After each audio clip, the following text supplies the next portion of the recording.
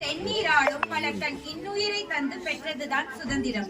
ஏழை குடும்பத்தில் பிறந்து வளர்ந்த திருப்பூர் குமரன் 1932 ஜனவரி 11 தனது 27ஆம் வயதில் சுதந்திரத்திற்காக போராடிய ஓர் அற்புத வரலாற்று நாடகம்தான் கொடிகாத்த குமரன். இதோ உங்களுக்காக. காட்சி 1. பங்கு பெறுபவர் திருப்பூர் குமரனாக அதிதேவ், அவரது தாயாராக பாலாதிராம்.